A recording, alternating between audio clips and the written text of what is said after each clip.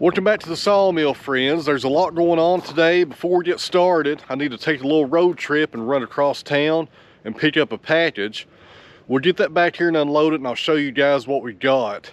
And I got to work on some metal down at the timber frame. I got to put about 4 more screws in and a few pieces of trim to finish out that job. And then hopefully when that's done, we'll go up to the sawmill and see what's going on up there.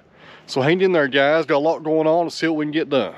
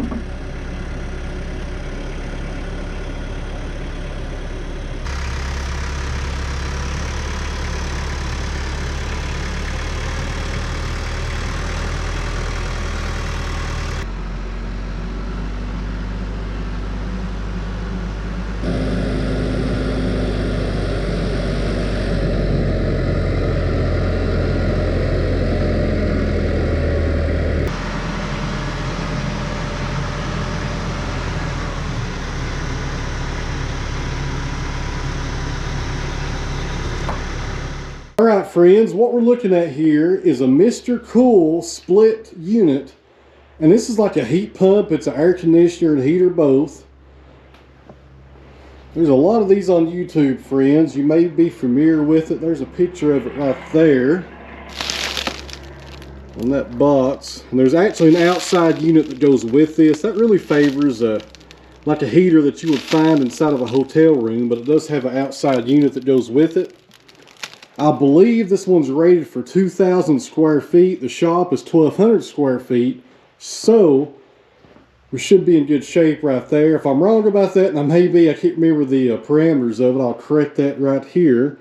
But I think I'm right. Famous last words, I think I'm right. But we will be installing this in the timber frame here in about a month. I've got to enclose these walls, of course. That's obvious right there, on the new side of the timber frame and the existing side, and put some insulation in here. I'll probably put this unit right there in the center on the back wall, and that's going to be nice, guys. We're going to have a climate controlled shop here year round. I'm really looking forward to that. I'll leave a link down below in the video description if you want to go check out these units and look at their website. They've got all different sizes. I've been researching these for about a year, and there's one thing I wanted with this shop is not only, you know, good space, and this is actually closing in pretty fast. I think I should have made it bigger, but I wanted it to be climate controlled. I can't stand a shop in the summertime you're burning up, and the wintertime you're freezing. It's bad for the lumber, for one, because of moisture content. Number two, it's not any fun. So I'm really looking forward to having this installed and having a properly heated and coiled shop. And something else I'm going to do, is that thing still working? Yeah, we're still working. I'm using this new camera today. I'm trying to make sure everything's going smoothly. I'm also going to put a wood stove in here, a wood burning stove, just a regular stove, nothing fancy. Probably have a blower on it to burn my scraps in, and some of the firewood that I'll burn up here in the burn pile. So that'll make a lot of you guys happy that I'm not burning all my scraps up here in the pile. But hang in there later for that, guys. Like I was saying, that's a few weeks away on that. Now I'm going to get up here on the roof and finish installing this metal. Wouldn't you know, I got all the way up here and I have the wrong bit in the drill. It doesn't match these screws. It never fails. Nothing ever goes as planned. Nothing.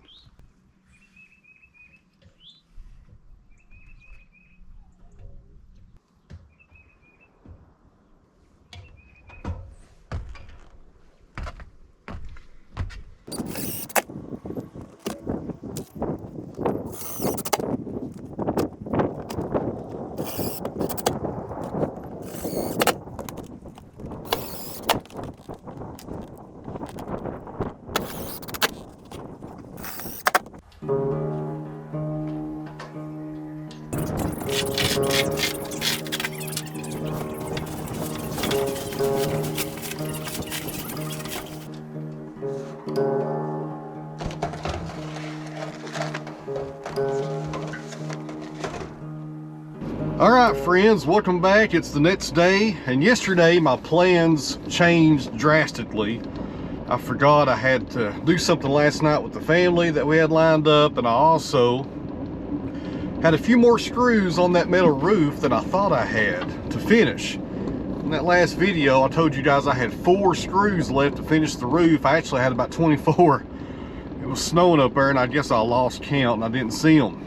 I got that finished up and put the flashing up and the trim that goes there on the ridges on the edge. My terminology may be way off. I think that's what you call it. I could be wrong. I'm sure you guys will correct me down in the comments below. You usually do.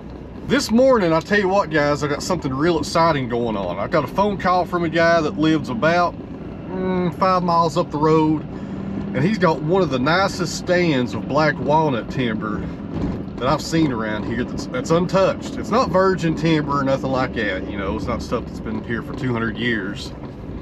But it's a nice stand of walnut, guys. It's really nice. And I actually bought some hard maple off of him last year and some poplar. And then he lives in Alaska for half the year, then comes back to Tennessee for the winter. I don't blame him on that. And this year, I think he finally decided to start harvesting some of those.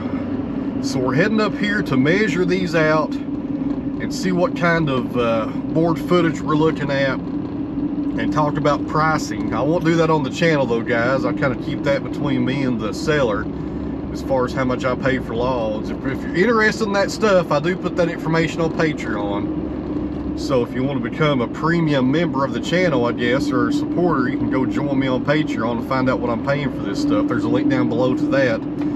And you can just give $1 a month. It ain't like it's real expensive or nothing like that. It helps out the channel and helps these cameras going. So anyways, we're heading up here to check out this walnut timber. I am really excited. Man, these are some really, really nice trees. If you're following me on Instagram, you might have already seen these trees. I think I'll post while I'm up there showing these trees on Instagram as well. But should be a good day, guys. We'll go up here and take a look at these. Then we'll get back to the house.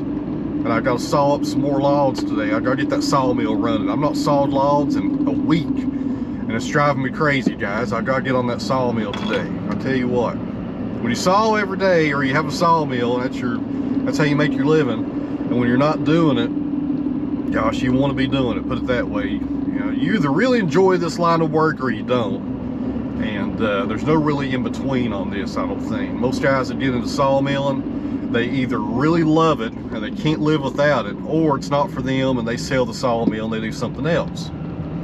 There's also those guys that do it on the weekends or just whenever their farm needs some fencing boards and stuff, and that's fine too. They got other stuff going on. But I don't know how I got into this little rant here today about sawmilling and the business and stuff. I guess it relates back to a lot of the questions I get here on the channel on whether or not, you know, I want to do this for a living or not when people talk about getting sawmills. So what have we got here? So you hang in there, friends. Got a lot going on today. And I also have my trusty Biltmore stick. They used to sell these on Amazon. I don't know where they sell them at now. I'll try to find a link before this video comes out. And that's a tool for measuring timber for board footage. It's really handy. I got mine years ago on Amazon and they don't have them anymore. I looked this morning because I knew you guys would probably be asking about it. But I'll try to find a source for them. And they're not cheap. They're $30 or $40. But if you're out measuring trees and measuring timber and looking to buy logs for your mill, it's extremely handy because it's more accurate than a measuring tape. And it also makes you look more professional. You show up with a Biltmore stick, you actually look like you know what you're doing. So you're not out there at the measuring tape just trying to hold it up on the side of a tree and guess the size of the diameter. So that way the seller knows you're serious. This has turned into a business conversation here. So let's get up here, guys. I'm about 2 miles out, and I probably won't do any talking up here. I'm just going to show you guys the trees. When we get back to the house, we'll talk about the sizes of them and the measurements and so forth. Hang in there, guys. I'll shut up now and let's go look at some trees.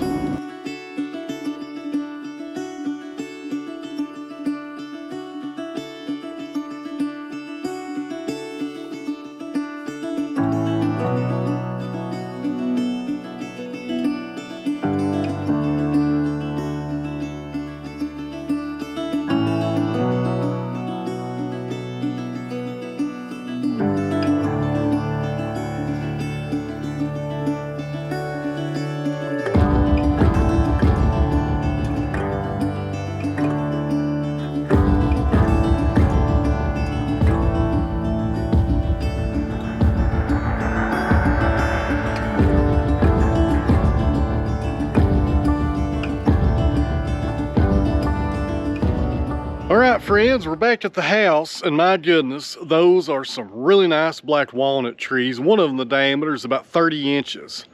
Really nice stuff. I made an offer on them. We'll see what happens on that. He agreed to cut them and have them ready there, and I'll come over with my dump trailer and get them. If we can strike a deal, we'll see what happens on that. Now we're back here at the house. I need to grab some lunch, and I've got 2 Zoom phone calls I've got to make, and then we'll get back out here and get on the sawmill. All right, guys, lunch is over. I'm getting ready for this Zoom call. And if you guys promise to be quiet, I'll let you listen in here on a little bit of this, although I'll probably skip through some of it because it might be kind of boring for you guys. Get the light out of that. There we go, it's a little bit better. A lot of anymore. We don't do a lot of custom drying.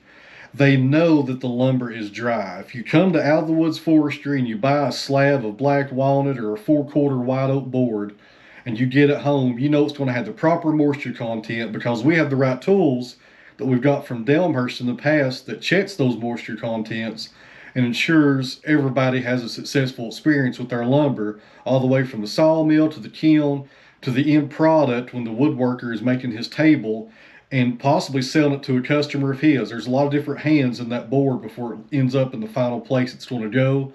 And those moisture meters is the most important part of that, because if the wood's not properly dried, you're going to have failures and problems throughout that whole process. And we can definitely create something nice. Sure, yeah. If y'all need follow-ups or anything, you're having a glitch in the system, which happens with cameras all the time, let me know and we'll do it again. Thank you. We appreciate that very much. All right, you guys have a good day, okay? You as well. Thank you. Right, thank you. I think it went pretty well. Refill my coffee. I'm good to go for another probably 30 minutes. I drink about 2 pots a day here lately. We're heading down to the timber frame to get the tractor. We're gonna take it up to the sawmill because I've got a bunch of boards I need to sticker and stack today, but I do have a sassafras on the sawmill that's about halfway done as far as sawing goes, so we'll finish that up as well. All right, I think I have some stickers down here somewhere. Right there. I'm in need of those. We'll throw those in the tractor. And something else, friends, I've not showed you guys is my Wood-Mizer lap cider attachment. I've not even used it yet. I got this back in October, but hopefully sooner than later we'll get this on the sawmill and start making some lap siding on it. It also makes shingles.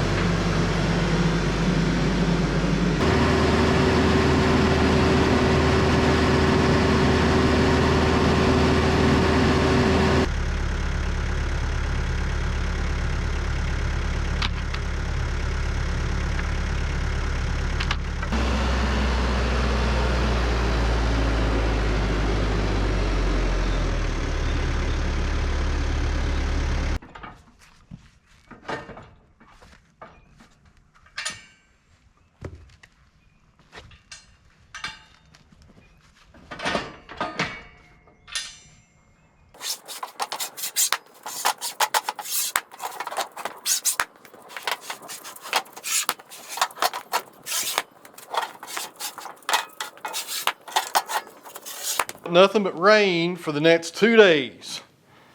Flood warnings and all that stuff. I tell you what, it's been a really wet winter here in Tennessee. This is sassafras. You guys know all about it.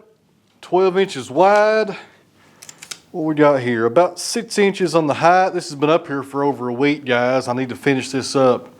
Doing 5/4 boards on this. If you're new to this channel, that's 1 1/4 on the thickness. And real fast, friends, got a lot of new subscribers coming over to the channel asking about the wind chimes. Well, this right here is a mechanism that keeps your board straight when you pull them back. It doesn't go sideways, but it goes this way right here. So when your boards come back, they fall in between the wind chimes and it keeps them straight. It's a really good feature, in my opinion. Any sawmill with a drag back mechanism, either a 40 or a 50 with a drag back feature, should have the wind chimes. You gotta have them, guys. They make your sawmill work so much better when you drag those boards back.